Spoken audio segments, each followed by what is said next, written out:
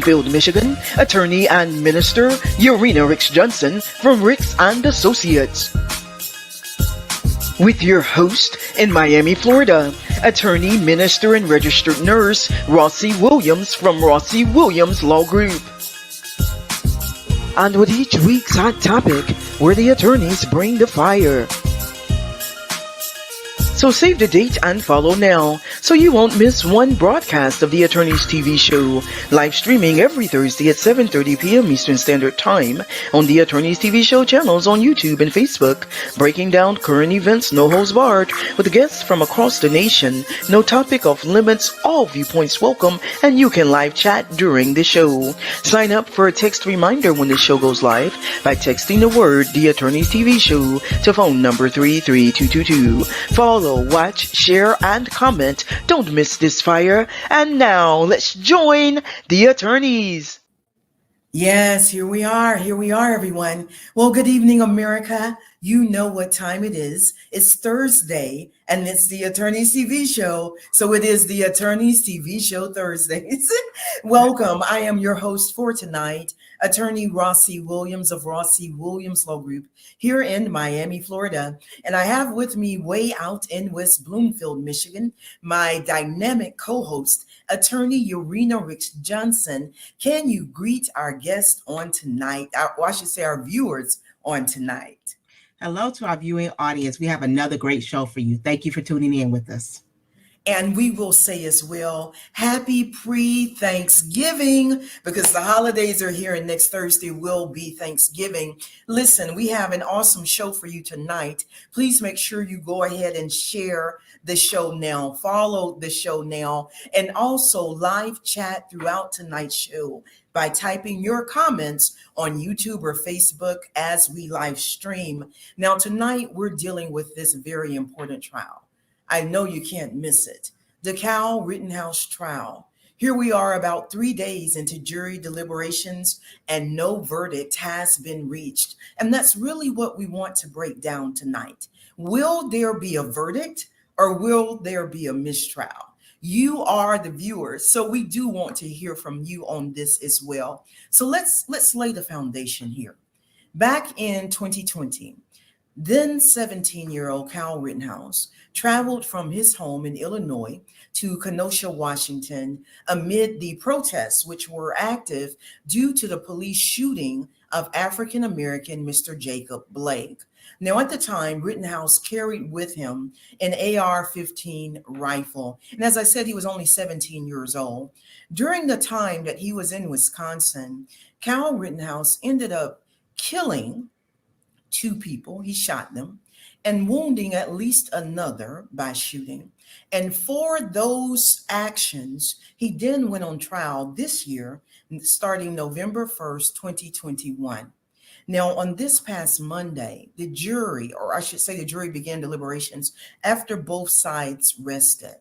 Kyle Rittenhouse is asserting a defense of self-defense. He's been charged with homicide. He's been charged with reckless endangerment. He was charged with unlawful possession of a firearm, but the judge dismissed that charge. He was also charged with violating curfew, but the judge dismissed that charge. This trial has been very, very polarizing, but we do want you to know that all viewpoints are welcome here. So as we go throughout this show, breaking down another current event, no holds barred, and then moving into our hot topic, type your comments in the show. Now, just in case you missed any footage of the shooting, we're going to watch some footage of the shooting that occurred in Kenosha, Washington, and then just end with this very, very strange jury selection process here where Kyle Rittenhouse was able to pick his final 12 jurors. Let's watch this footage now. What was going through your mind at this particular moment? That I was going to die? Grosskreutz says he was shot in the arm and lost 90% of his bicep. That looks like my bicep being vaporized. The jury also watched never-before-seen drone video of when Rittenhouse shot and killed another man, Joseph Rosenbaum. When Grosskreutz heard the gunshots, he says he ran toward them and approached Rittenhouse with his own gun drawn. I was never trying to kill the defendant. Grosskreutz claims his hands were raised when Rittenhouse aimed his rifle at him. In that moment, I was trying to preserve my own life. The defense told a different story, arguing Rittenhouse felt threatened by Grosskreutz and acted in self-defense. When you were standing 3 to 5 feet from him, it wasn't until you pointed your gun at him, advanced on him, with your gun, now your hands down, pointed at him, that he fired, right? Correct.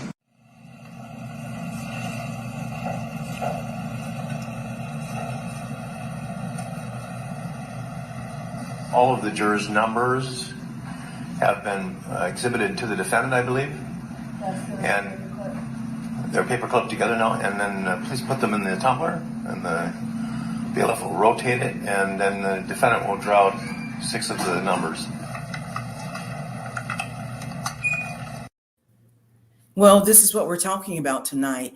Kyle Rittenhouse, are we going to have a verdict here, or will there be a mistrial? Welcome again, everyone. I am your host for tonight, Attorney Rossi Williams of Rossi Williams Law Group here in Miami, Florida. And I have with me my esteemed co-host, Attorney Urena Ricks Johnson from Ricks and Associates in West Bloomfield, Michigan. Now, Attorney Urena, you've seen that footage and you know the charges. He's been charged with homicide, charged with reckless endangerment. The charge of unlawful possession of a firearm was dismissed. The charge of violating a curfew was dismissed. Is Kyle Rittenhouse guilty as charged? Let's start there. I do believe he's guilty as charged. I think that this was a young man on a vigilante journey, and he came there for trouble. He came there in order to start something. The fact that he came with a rifle and was allowed to go through this crowd with a rifle, there was definitely an intent to do great bodily harm or even kill someone. That was the intent, and that's what happened. Clear cut. He knew what he was doing, and he carried out his mission in order to hurt someone on this journey, and that's what happened. You know, practicing criminal defense for so many years all over the state of Florida, I have to agree with you that I believe he is guilty. Whether or not he's going to be convicted, though, truly remains to be seen. There have been so many people that have had issues with the way the prosecution presented this case, and I am one of them. Just from watching the case, I could see reasonable doubt all over the place. I don't believe the prosecution really proved its burden the way that it should have. And so I believe he's guilty. I don't believe there's going to end up being a verdict of guilty on all counts. But I agree with you. He left his home state, a teenager, going to another state, armed with a rifle to do what? According to him, to go and protect a business for a business owner who didn't even know him. I just couldn't really see how those facts could be taken as true. But let's talk about his defense right here, because this trial has become very, very polarizing. And again, we welcome all of our viewers tonight. We are breaking down this Kyle Rittenhouse trial. And the question for tonight that we want you to answer as well is, will there be a verdict? Or will there be a mistrial? Type your comments in the comment section tonight. All viewpoints are welcome here. This has been so polarizing. We are seeing protesters out there who are against Rittenhouse, as well as people who are out there in support of Rittenhouse. Although the people whom Rittenhouse killed, as well as the other person whom he shot, are not African American, this trial still has a lot of racial overtones due to the fact that Mr. Rittenhouse was in Wisconsin due to the police shooting of African American Mr. Jacob Blake. But I want us to watch some footage, Attorney Urena, of a Black male who is in support of Kyle Rittenhouse, who says that Kyle Rittenhouse should not be found guilty because the actions of Mr. Rittenhouse were self-defense, as Mr. Rittenhouse claims. Let's watch this, and then I'd like to hear your reasoning as to what you would say to this gentleman, as well as for our viewers. Let's watch it. I'm here to support Kyle Rittenhouse because I'm a constitutionalist. I believe that he is here. He defended himself. I believe all this is a popular opinion. It's all a popular opinion. And I watched the video 50 million times. The man slipped and he defended himself. I wouldn't even run on a person. I wouldn't even run up on a person with a knife. Why would you run on a person? Yes, I get that. He's 17, he should have been out there. I get that. But he defended himself. Why run up on somebody with their gun? Wow. I tell you what, there has been a lot of backlash just about that in general, because again, this trial, it does have a lot of racial overtones. And so people were upset seeing an African-American man out in support of Mr. Rittenhouse. So Mr. Rittenhouse said it was self-defense. Look, these people had guns or they were attacking me. And so I had a right to shoot them. I had a legal right to defend myself. And that is what the man said as well. What would be your response to that, Attorney Urena? This man said, look, it is clearly self-defense. The problem with that argument is that Mr. Rittenhouse was the initial aggressor. He came there with a gun. You can't tell someone that they are defending themselves when they initiate the action. He initiated the action by coming to a protest, whether it was peaceful or non-peaceful. He had no business being there trying to protect property or trying to protect anything at that point in time. He initiated the aggression. So anybody that was there that felt threatened, he can no longer use that defense. That defense should not be viable. And I agree with you when you talked about how the prosecution has not really presented their case effectively, because the fact that he's able to use that, and that has been a viable defense that the jury has looked into, has really, really hurt this case. The fact that he's been painted like a young kid that made a mistake. Making a mistake, you had reasonable time to think about your actions before you drove all the way there. You had reasonable time to think about what you were going to do when you got out of the car. You had a reasonable time to think about why you were at this protest and what were you trying to accomplish with a rifle.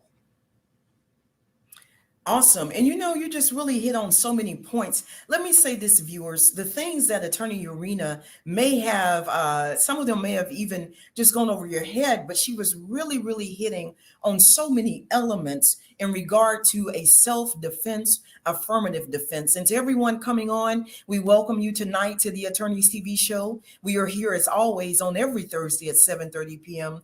Eastern Standard Time, breaking down current events, no holds barred, with no topic off limits, and where all viewpoints are welcome. Tonight, we are breaking down whether or not there will be a verdict or mistrial in Kyle Rittenhouse trial, and then we'll follow that with our hot topic segment on tonight. I'm Attorney Rossi Williams in Miami, Florida. My co-host, Attorney Urena Ricks Johnson, is in Kenosha, Wisconsin. So we've just looked at that footage of that man supporting Mr. Rittenhouse, saying that Mr. Rittenhouse self-defense, affirmative defense should stand. And so I'm just gonna piggyback off of what Attorney Urena was saying as someone who's practiced criminal defense as well.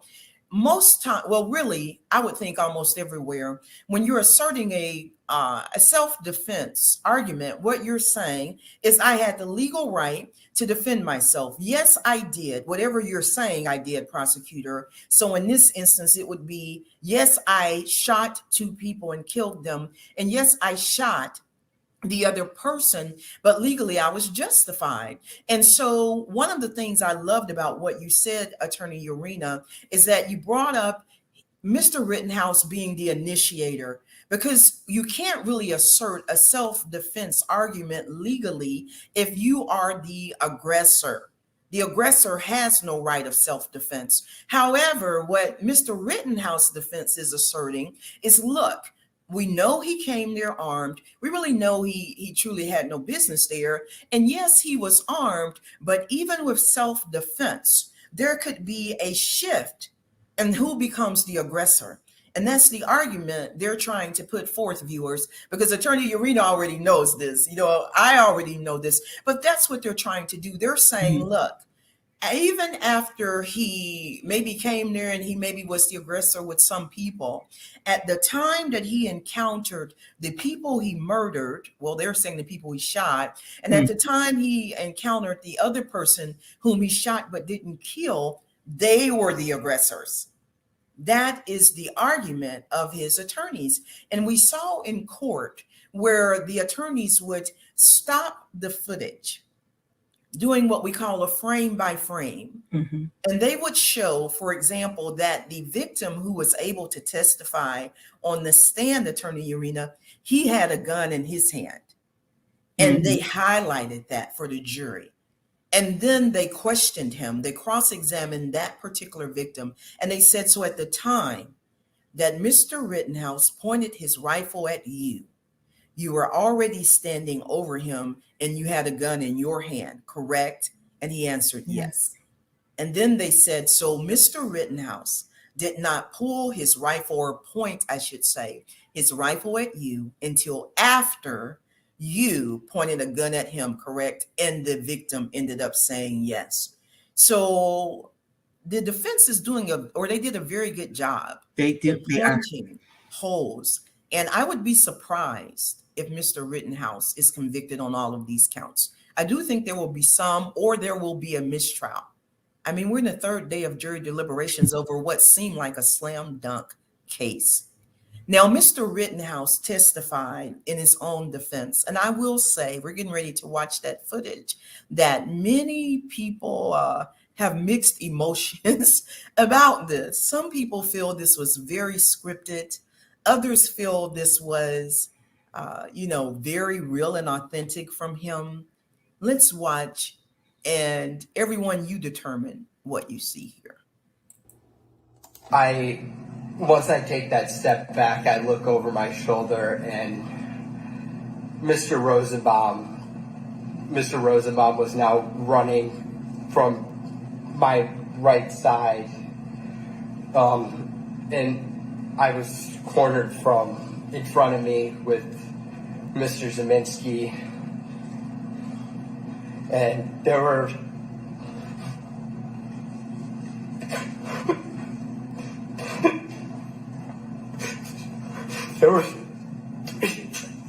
people right there.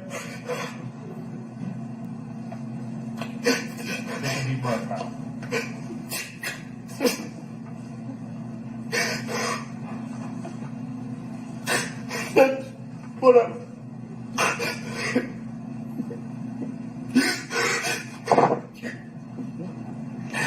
that's where I run.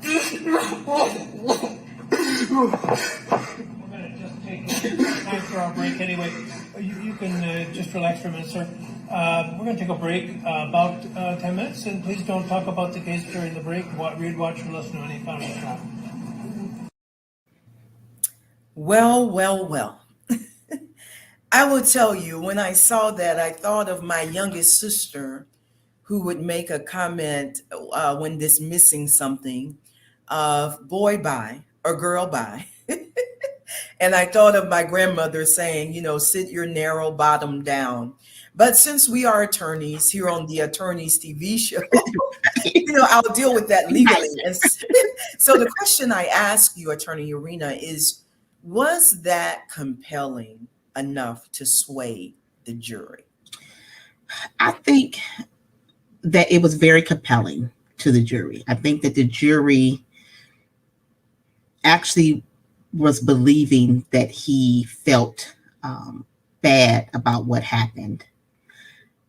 Do I think that it was authentic? No. From my perspective, I don't believe that it was authentic, but I do think that it was a great, I don't want to say ploy, but I'm going to say great thing for the defense to do, because he did exactly what someone, if I'm a criminal defense attorney, I would want to portray, which is a scared kid.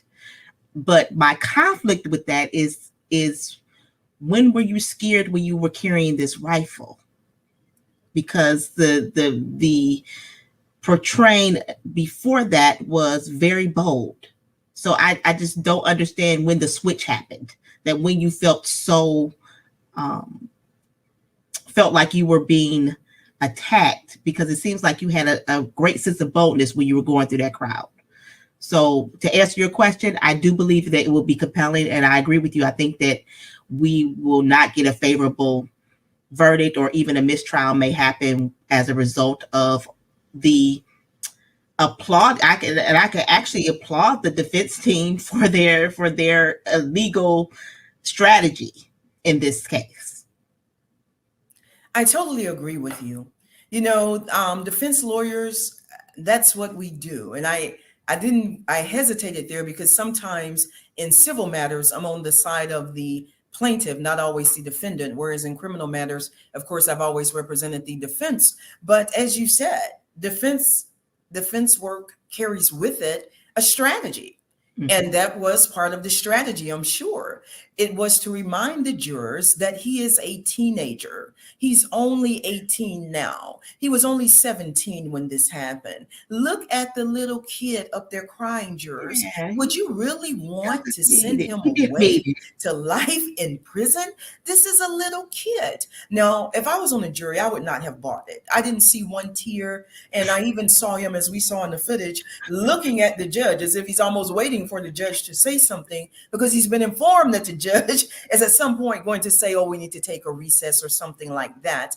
And as you said, prior to that breakdown, if you will, his testimony really was not emotional such as that. Now, I think the fact that his mother also broke down almost on cue, if you will, at that moment was really icing on the cake. It just really, really bolstered him being a very distraught teenager. And this is why, as we break down this current event tonight, as to whether or not there will be a verdict or a mistrial in the Kyle Rittenhouse trial, I'm saying to America, and we're saying to America, look, the prosecution did not they didn't prove their case. As much as so many of us who watched that trial and who watched what Kyle Rittenhouse did, we know he's guilty. It's not just about what you know. In court, it is about the burden of proof. It's not the defendant's duty to prove the case. It is the prosecutors. Now, because Mr. Rittenhouse asserted a self-defense argument, yes, it is his duty to prove it. And I will tell you, it's been day 3, Attorney Urena, of jury deliberation. So they've done something. Exactly. They have somebody or somebodies in that jury room audience who believes that he's not guilty. Right. And so we may end up with a hung verdict. What I'd like to do now, Attorney Urena, is turn to the judge. I'm sure you've seen that this judge has been very, very polarizing.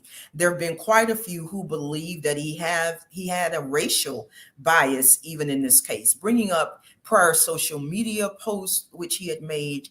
Of course, him dismissing the charge of unlawful possession of a firearm against Mr. Rittenhouse, which I really didn't see how he did that. And then just some of the other things that he's done, even allowing Kyle Rittenhouse to pull his own final 12 jurors. The way that usually works in that court system is that the clerk does that. Although some people said, well, it really didn't make a difference because they were still random. It does make a difference because in court, procedure is important. To that point, let's watch some footage of this judge eating up one of the prosecutors about not following procedure, about questioning Kyle Rittenhouse about his post-arrest silence and about entering suppressed evidence. And let's talk about here why this is. You should have come. With the jury out of the room, the judge lashed out at the prosecutor over his line of questioning. I was astonished when you began your examination by commenting on the defendant's post-arrest silence. That's basic law. It's been basic law in this country for 40 years, 50 years. Don't get brazen with me. The judge also accusing him of improperly trying to introduce testimony that he had earlier prohibited. When the judge says, I'm excluding this, you just to take it upon yourself to put it in because you think that you found a way around it? Come on. Whoa.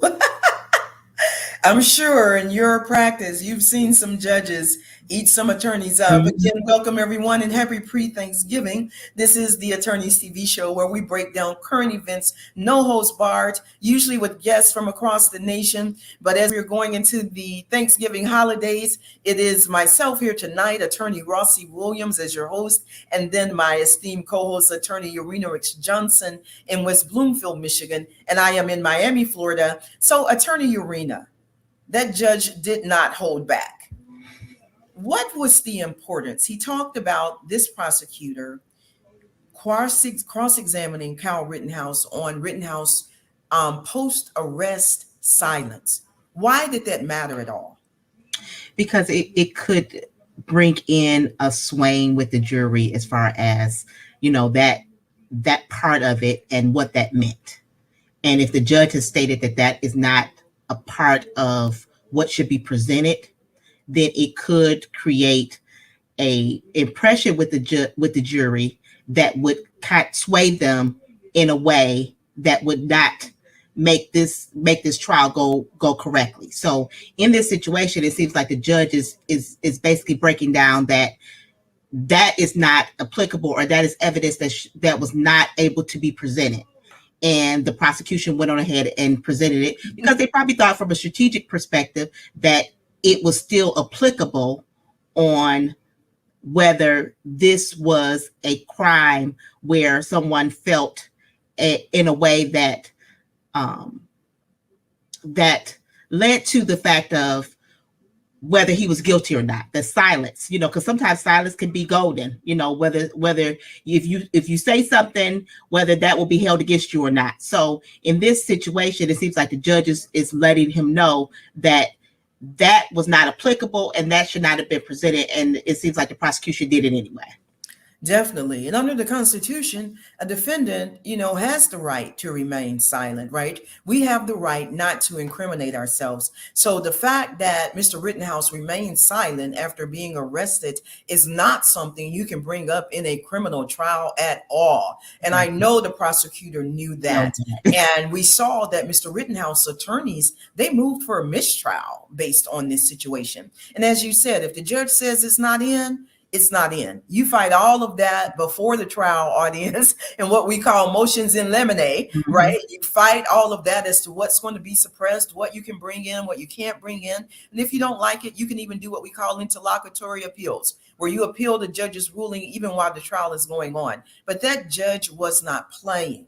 He was letting him know this is not going to happen here. And even though the jury was not in the room, again, it just was not a good look for the prosecution. I'm sure it was not a good feeling, which does affect you trying to fight, your case. To that point, let's look at Attorney Urena, just a brief clip of the main point of the closing arguments of each side. And let's talk about who we think will prevail in this trial. We begin with the Kyle Rittenhouse homicide trial, now in the hands of the jury, which will begin deliberations this morning. Rittenhouse faces 5 charges, including intentional homicide after killing 2 men and injuring a third last summer during protests in Kenosha, Wisconsin. Yesterday, the prosecution and defense made their closing arguments. You cannot claim self-defense against a danger you create.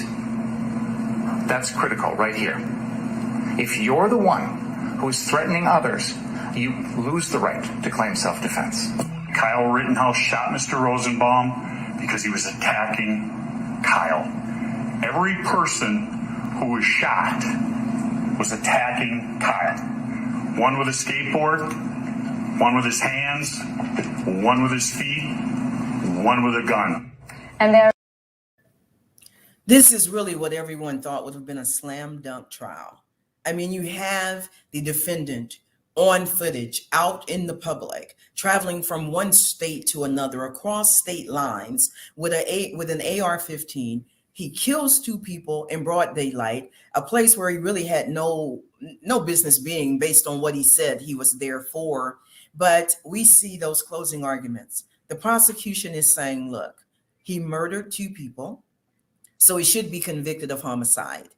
He also was charged with reckless endangerment. He shot another person who didn't die, and that victim testified in the trial. Who is going to prevail, Attorney Urena? The jury is deliberating. I honestly believe that the prosecution in that closing argument, I think that they got it right. They did break down that self-defense and really paint the picture of Kyle being the initial aggressor and that he cannot use that defense. But unfortunately, the defense has really brought in a lot of things to paint Kyle as this, as we talked about before, this innocent little kid that he was threatened even by, when they talked about by hand, by a skateboard, but they're missing the fact that he had a rifle. Why would you be threatened by a skateboard if you have a rifle? Why would you be threatened by a hand if you have a rifle? But they've done a great job in portraying him as this innocent kid, almost like he didn't even know how to fire the gun. He just brought it there, and it was just like a toy gun. You know, that's how they've portrayed it.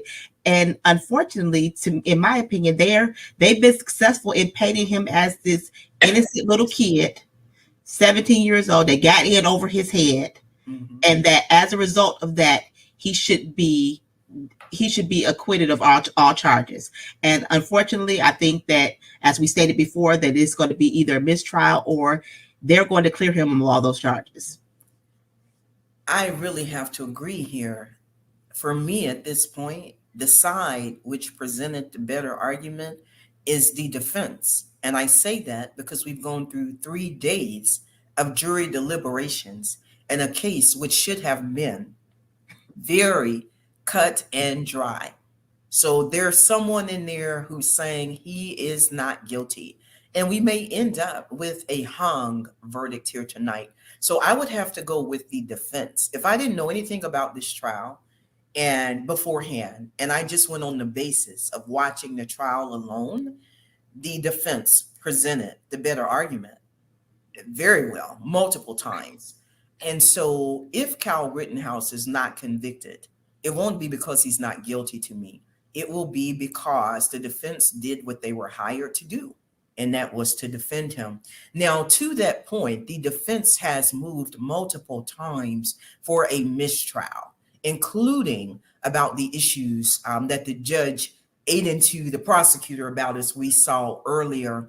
Let's just hear some information here about what the defense is claiming regarding a mistrial. And then I just want to know right quickly whether or not you believe the judge should grant it, because even though the jury is in deliberations, the judge has not yet ruled on the defense motion, the last defense motion for a mistrial.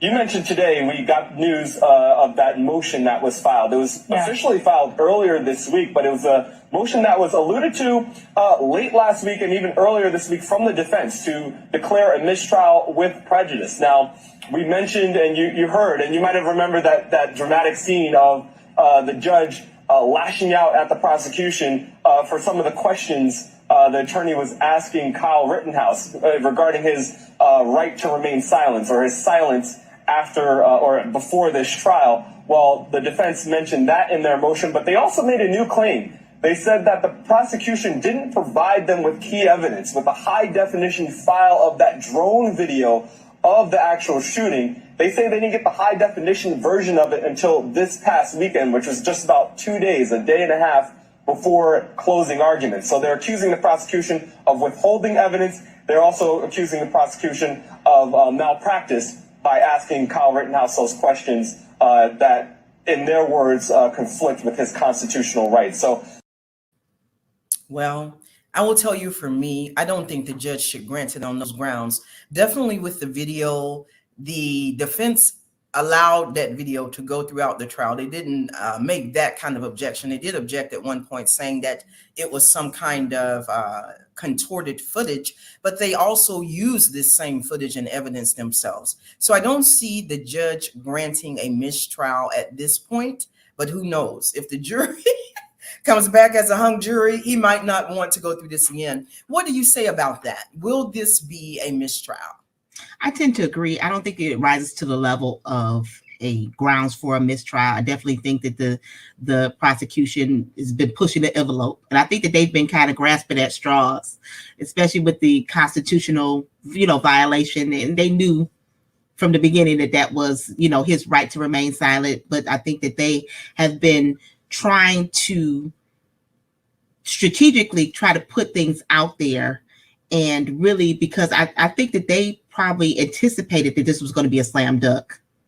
And then once they got into it, I think that they realized that this, these defenses that they're bringing up, that they could actually lose this, so but I don't think that the actions rise to the level of mistrial. I agree. And I would just say very quickly, you made such a great point, because really, when a defendant is asserting this affirmative defense of self-defense, the prosecution would have already known this going in. So they should have been way, way better prepared for this trial than they were. Now, the good thing for them will be if there is a hung jury and they try Kyle Rittenhouse again, because he's already testified under oath, the prosecution will have an advantage that most prosecutors don't have, because usually the defendants do not testify, or if they do testify, you don't know what they're going to say until they testify. So now Mr. Rittenhouse won't be able to go back and change his prior testimony, but I don't see a mistrial coming up. Well, you know what time it is, everyone. It's time for our hot topic of tonight. And I tell you, we're just loving having you here. Make sure you're live chatting your comments, sharing the show, following the Attorneys TV show. We are here every Thursday night at 7:30 p.m. Eastern Standard Time, breaking down another topic or current event, no host barred, with guests from across the nation. You can learn more about us, contact us for representation, as well as for anything regarding the show on our website, watchtheattorneys.com. And to make sure you don't miss a show, you can sign up for a text reminder each week when the show goes live by texting the one word, The Attorneys TV Show, to phone number 33222. Well, I hear a little sound coming, so that means it's time for, you know what you like, the hot topic.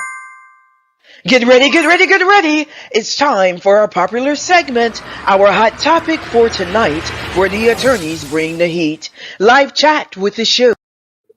Live chat with us. Yes. Now, Attorney Arena, we're going to move on to our hot topic for tonight. And so what we'd like to just briefly discuss before we end tonight's show is this vote by the GOP in Wisconsin to no longer recognize Representative Liz Cheney as a Republican. What they're saying is she's just too close to the Democrats for us. She voted in favor of impeaching former President Donald Trump. She's part of this committee investigating the January 6th insurrection. And so they had a very close vote, 31-29. But as of this point, they're saying we don't want to recognize Liz Cheney anymore as being part of the grand old party. Let's watch some footage about this. Tonight, Liz Cheney's days as the number 3 Republican in the House appear to be dwindling. On Wednesday, Republicans will vote on removing her for refusing to back former President Trump's lie that the election was stolen. CBS's Nicole Killian reports from the Capitol.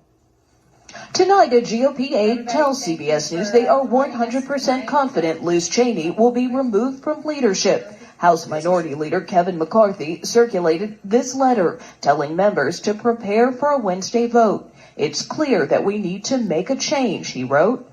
Cheney is being purged from the party's top ranks for repeatedly denouncing former President Trump's big lie about the election and his role in the Capitol riot, writing recently in an op-ed, "History is watching us." Her likely replacement, New York's Elise Stefanik, has done the opposite, backing the president's baseless claims. Liz is being chased out. Today, Republican Adam Kinzinger said his party leadership was making a grave mistake. What she is being removed for is making it uncomfortable and being consistent. And God bless her for having the consistency to tell the truth. Only a few Republicans have defended Cheney, the episode making it clear how strong President Trump's grip on the party remains. Just today, he again endorsed Cheney's ouster, writing, "The House GOP has a massive opportunity to upgrade this week from warmonger Liz Cheney to gifted communicator Elise Stefanik." Wow, warmonger. Those are What is some that? What is very that? harsh terms. Now, I will say that we're about to go into midterm elections next year.